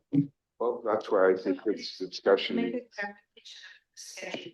So the city actually moved back the design review process 2 weeks. So we thought we were gonna get the proposals last week, but they changed them, so they gave the design builders 2 more weeks, which means that the city is not gonna vote on this project until the 22nd of October. So we have some additional time, you know, and my intention of bringing this to you tonight was not to make you feel rushed. It was exactly the opposite. It was to give you this MOU, to allow you to think about this project, so that when we get to the special meeting, we don't have to belabor the MOU. We can use that time to talk about the important aspects of this project. Will we know what the city wants to do to the MAU by the time of the special meeting? Great, okay. Commissioner Elkins and then Commissioner McKenna. Yeah, so following up on something that Fred said, there was one clause here that bothered me a little bit, Erica, and maybe you and Jeff can do something. And this is, it's on page 4 of the document, page 258, paragraph 7. So it's just a little bit above where we are now, Lisa. No, the other way. No. Other way. There we go. Lease to library. Says city therefore agrees that a lease to library must be approved prior to completion of construction. It's like, why then? Why not lease to the library must be concluded prior to execution of this agreement?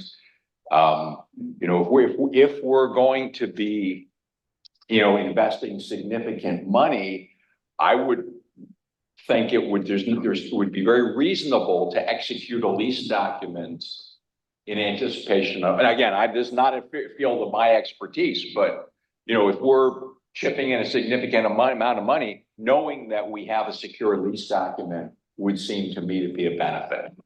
Well, I think it's difficult to have a lease for a building that doesn't exist. Right. Really? Is it? Okay. You can agree to anything at any time.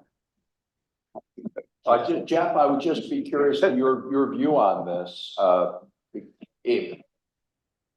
guess 2 questions. Is it possible to execute a lease document for a building that's not yet constructed? And if so, is it advisable or beneficial, or would you say it doesn't serve any useful purpose? You could, in theory, you could attach at least the form of a lease as an exhibit. There are some details that would need to be filled in once the work is complete. I think our thinking on this was that as long as we were working on the lease concurrently with the construction, that would give time, not tie it up with completion of the MOU, and give some time for the parties to work on the final details of the lease. As Erica said, that she's been working on the master lease as opposed to a site-specific lease. And so if it's a master lease, you're kind of conflating all the other branches with the Roseland branch. And that's not necessarily an improper thing to do, but they are there's a little difference between a master lease and a lease that would be specific for this branch. So I guess, and maybe this is an inappropriate comment for a public meeting, and cut me off if it is, but, since we're hopefully in a constructive negotiation, but nonetheless a negotiation with the city of Santa Rosa, and we do want to execute a master lease, are we in a stronger position to say that we need to have the master lease in place before we approve the expenditure of millions of dollars? I see you shaking your head. Okay. Am I shaking my head or is Erica shaking her head? A lot of head shaking. I'm shaking my head. Yeah, purely from a lawyer's perspective, leverage is a good thing. The question is where the leverage lies. Sometimes it's not as obvious as it seems who has the leverage at any particular moment in time. And so because I am not at the table on all the discussions, I don't really know all the nuances of the conversations that have gone on in terms of the master lease. And that's not a criticism, just an observation. So I'm reluctant to say whether or not this is a time when the library has considerable leverage and whether it's a good idea to try to exercise that leverage at this time. Thank you. Quickly, Commissioner McKenzie and then Commissioner Cahill. We spent a long time on lease specifications and they're pretty standard. So I don't see any, obviously Santa Rosa needs to sign a lease for all their buildings, whether it's a master, whatever. And absolutely agree that a lease should be in place before. I mean, we know it's nothing, it's not that specific. It's the general responsibilities of each party are pretty clear from the leases that we have. I'm agreeing with Fred. He's bringing up a very interesting point about these big projects and what all is involved. And something I think actually Eve brought up before is like, who owns this building? Okay, so we're putting money into a building owned by the city with nothing. We have not put any money into this project. Well, this is the vote that we're asked to take.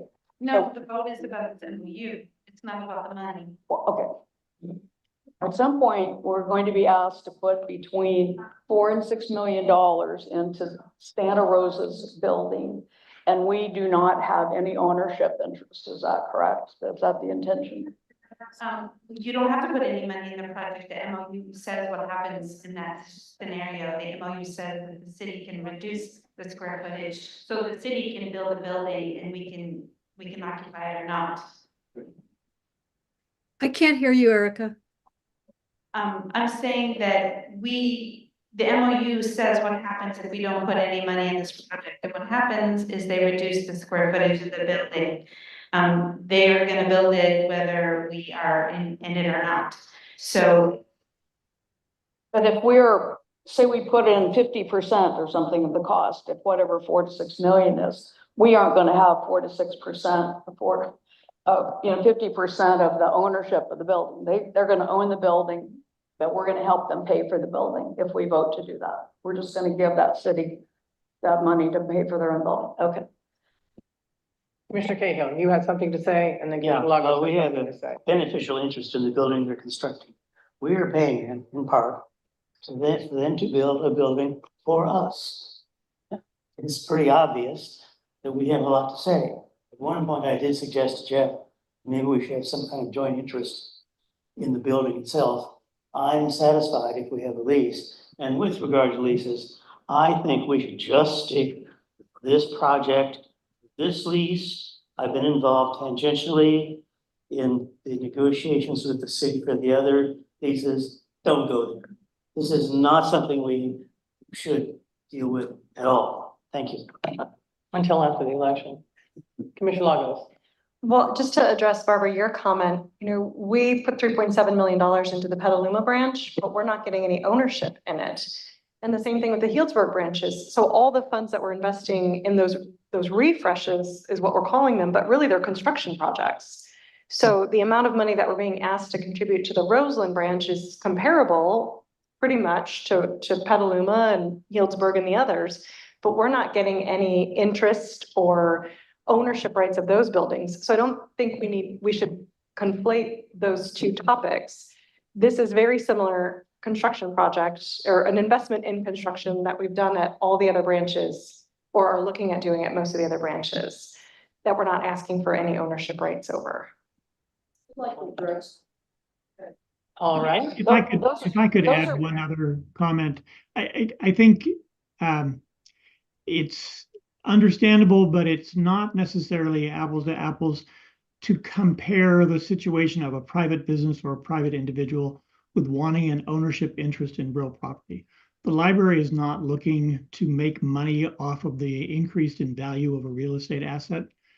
By being an owner of a building, you also take on a proportionate share, at least, of maintenance expenses that are currently not on the library. The major improvement projects, I mean, I know those are topics of discussion, but the setup of the relationship between the library and the host community in most of our lease agreements puts most of the onus for repair and maintenance of the property on the city or the county, in the case of the county.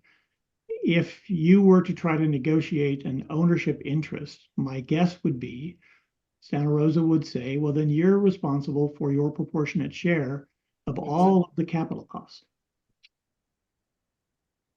Okay, if I could just address Sarah's point, those are situations under the historical way libraries were provided. They were provided, the buildings were provided by the jurisdictions, and we have made the decision to fix them up inside. So that's different because Santa Rosa is not providing this building. It wants us to help build the building and also do the insides. So it is a different kind of project, and that's one of my big problems. It's a precedent setting coming to the library system for a large chunk of money. And if we're going to do it here, then everybody votes for it, so be it. But we have to be able to do this for any other city that wants to build a new Sebastopol comes along, whoever comes along wants to build one. And lastly, Deborah, you asked about my list of questions, which I have submitted to Erica. I believe, Andy, I don't know if I'm free to mention the letter that you wrote. I mean, I think that we need to submit our questions and have a vigorous discussion about really serious issues at our special meeting, which I'm looking forward to. I guess it's September the 20th. It's an hour is not going to be sufficient. Thank you. Any other comments?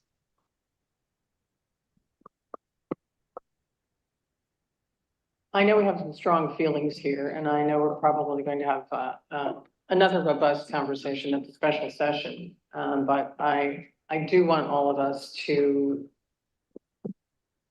remember the reasons why we've, for many, many years, been talking about putting a library in Roseland long before it was part of Santa Rosa.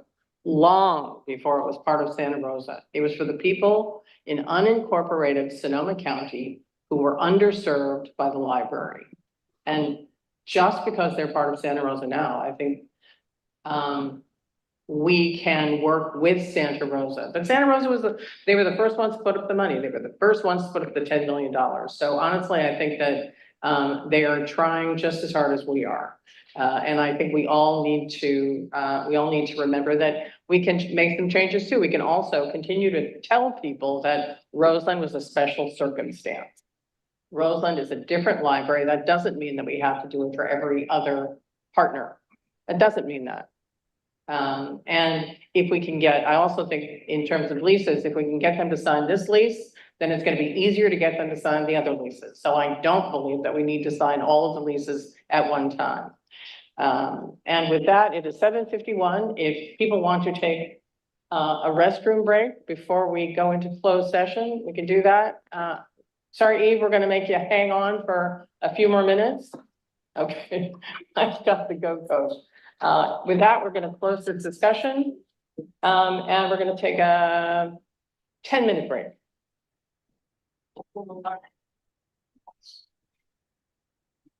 They're closing the library. It's locked.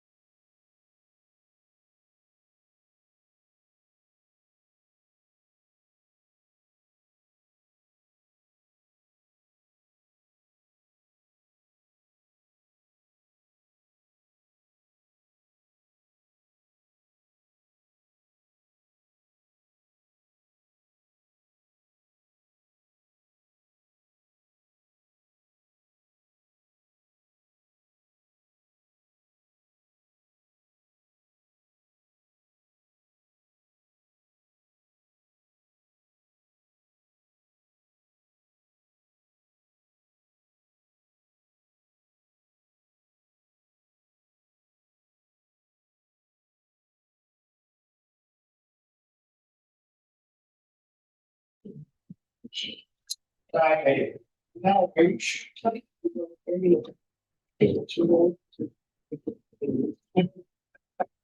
is right. Here's. What's that? So we can pause it. Okay, we're gonna officially call the commission meeting back. We're gonna officially call the commission meeting back to order. And we are going to go immediately into our closed session to talk about public employee performance evaluation. So we will give you a signal when we're done. Thanks.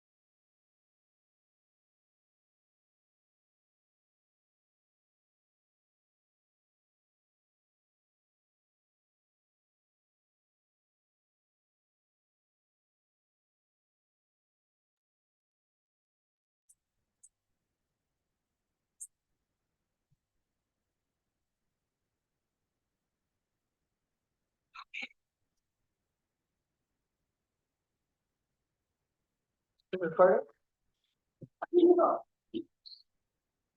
All right, we are going to reconvene the open session. There was no action taken in the closed session.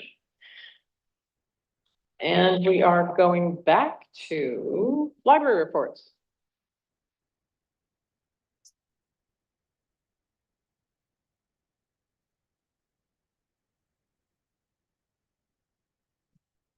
Good evening. I don't have additional information tonight. I do want to remind the commission that staff day is going to be held on October 10th, which is the day after the library commission. We actually changed the date to accommodate the Urban Libraries Council Forum, which many of us cannot go to anyway because of the measure. But nonetheless, you know, that decision was made and it's going to be at Becoming Independent. And the staff is working really hard on that. You are all invited to attend. However, you know, we do understand being the day after a commission meeting, it may be difficult for some of you.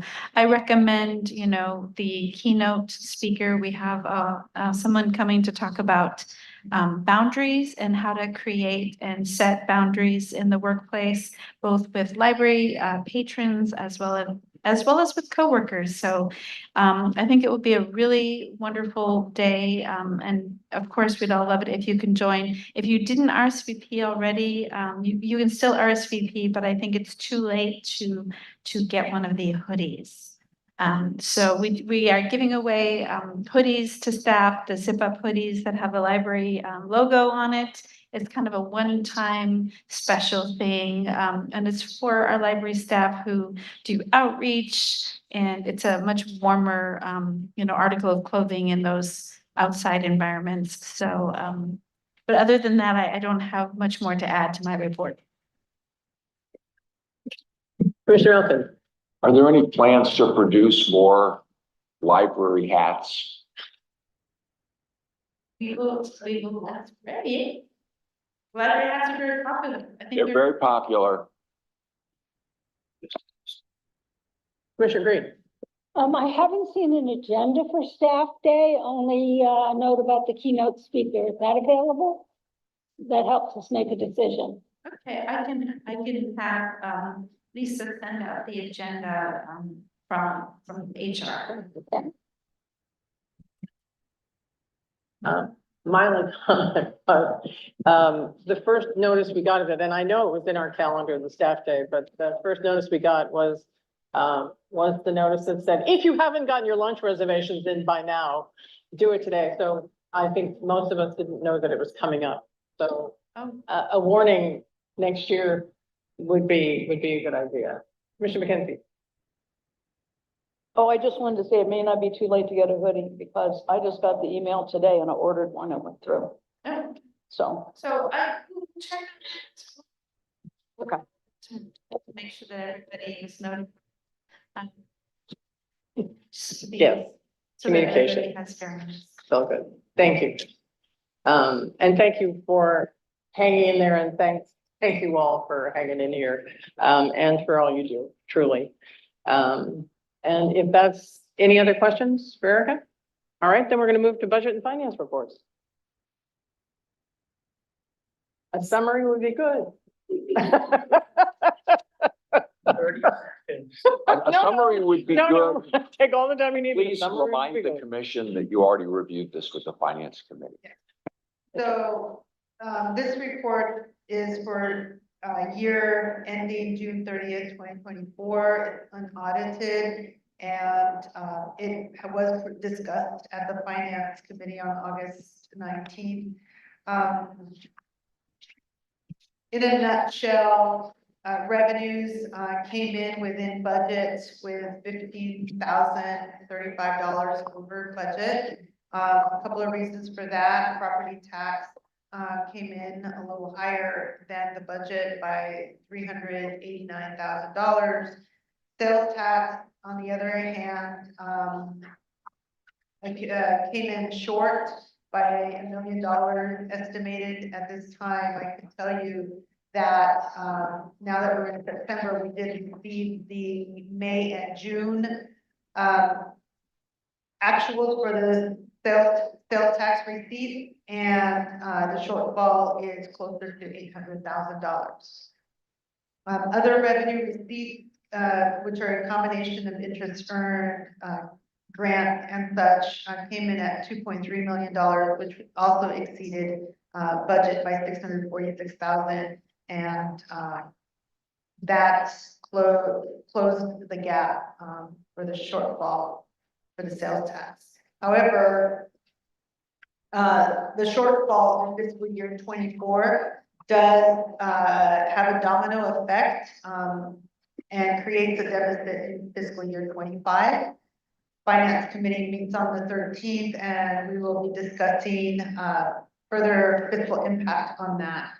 Expenditures were $44.2 million, which was $4.5 million under budget. And that was because of, predominantly because of capital expenditures and the projects that that you were discussing earlier today. Petaluma had been delayed for a few years, and finally in fiscal year 25, we broke ground on that. And thank you to Measure Y, the sales tax, that was made possible, as well as the Healdsburg project that was broke ground also, and there was the grand opening of the mini library on Tuesday. So again, thank you to Measure Y, the sales tax, to make those projects to modernize our library possible. Capital expenditures were 2.7 million. 90% of that was sales tax at 2.4 million, and property tax 10%, $273,000. I do have a chart that I like to show in terms of operating expenditures, which does not include the capital. And in terms of our operating expenditures, 87% of expenditures go to the service-oriented divisions. That's all our branches and the divisions that support, like facilities, IT, collection, that support our branches, that may keep the doors open. And administrative divisions are 13% of our operating expenditures, and that includes HR, accounting, and executive services.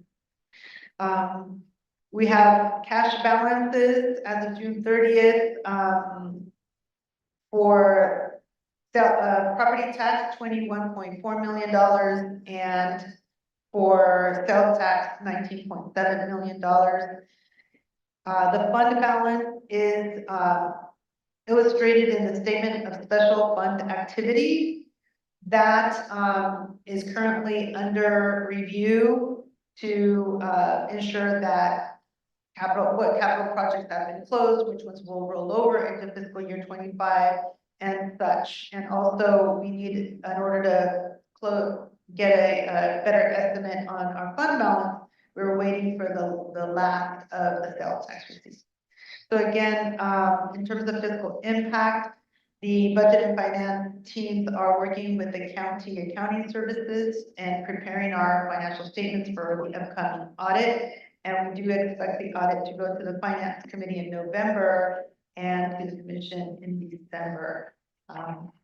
Also in your packet is the attachment A, which shows the allocation of our the implementation of our allocation of major revenues policy. And it shows that out of our total $44.1 million that were spent in fiscal year 24, property tax picked up $26.1 million, and sales tax was responsible for $18 million of our expenditure in fiscal year 24.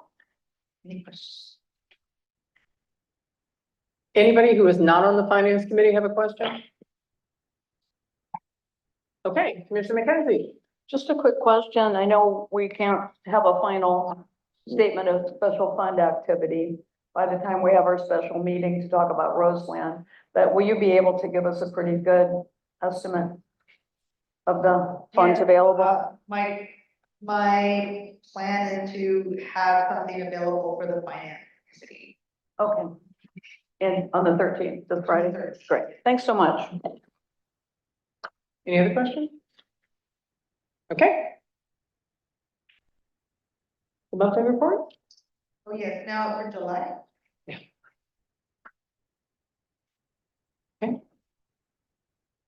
Okay. Yes. So, very briefly on, the next one, the next report is for the first month of the fiscal year, July 31st, 2024, and our total revenues are $5,000, which are trickle in of, property tax, and miscellaneous charges.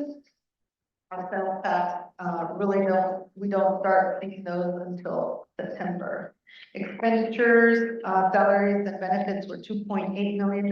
This does include a lump sum payment, toward our unfunded accrued liability to CalPERS in the amount of $1.4 million. So that's why the salaries and benefits, look high.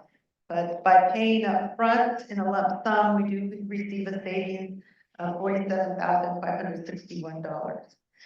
Services and supplies are $1.3 million, or 9.4% of the total budget.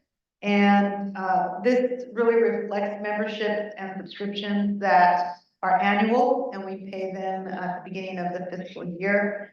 And capital expenditures through July have been $172,000, but you will see increased expenditures under that category with our major projects. And that summarizes my July. Questions? We really appreciate it. Thank you very much. Thanks for hanging in there tonight, too. Can I just make a comment? I'm sorry? May I just make a quick comment? I'd like to underscore what Myrna said about the benefit of prepaying the unfunded approved liability. That's an innovation that she implemented, and she's saving us almost $50,000 by doing that. So, thank you. And I'd also like to thank at the commission level, Commissioner Elkin for his leadership for the Finance Committee for the last few years. And Commissioner McKenzie is going to be stepping in as Finance Chair, beginning this month. So, thank you. Much appreciated. Much appreciated. All right, then. Sure. I just wanted to say, I don't want to be remiss that the Measure Y Oversight Committee met on the 29th. Measure Y Oversight Committee met on the 29th, and these financial reports were presented and discussed at that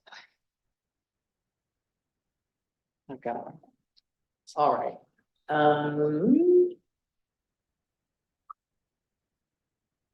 Next are the commission reports. So does anyone have anything to add to their commission reports? Excellent. Any questions on commission reports? Excellent.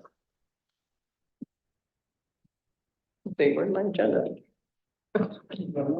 I know, right? Oh, bless your heart. Thank you.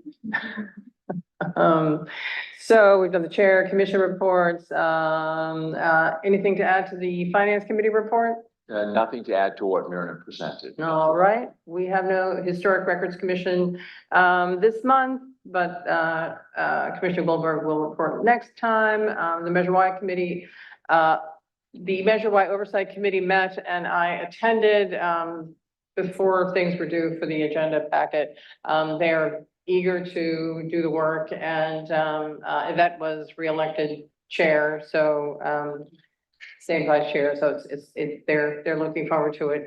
Because we're missing two commissioners, we're also missing two members of the oversight committee. So we hope that will be taken care of pretty soon. And there was news today that we actually had candidates for the Cotati for the Katati opening, which is very exciting. So the city council is going to be interviewing them soon. So now, if you know anybody in Sonoma Valley, make sure that make sure that they're the ones that are coming up. Anything from library advisory boards? I see no one. All right, what else did I miss? Because they actually have. Good. Advisory boards. No, we did that. St. did that. Keller, we did. All right, I think we are at the agenda items for future.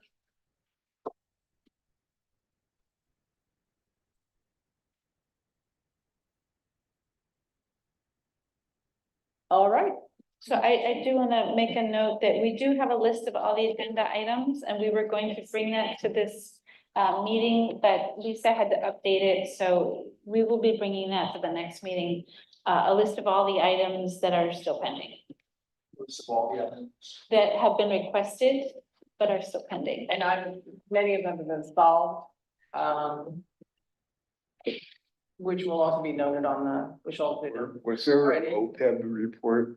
I'm sorry? It was in the consent. Okay, I just wanted to double check. Yeah, I'm sorry, I can't remember, Fred. I know you often listen into the finance committee. Were you there? Yeah. They added a page at the beginning which summarized the key points, I thought much better than we did in the finance committee meeting. Yeah. All right, then, I'm going to declare the meeting adjourned. Okay.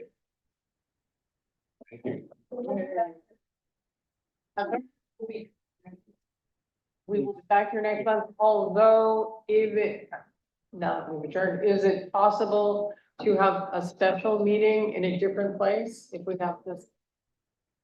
I will work Do you want with, me to talk to Jeff? I will work with Jeff Mitchell to see if we can have a special meeting in at the Central Library. Do it in the boat.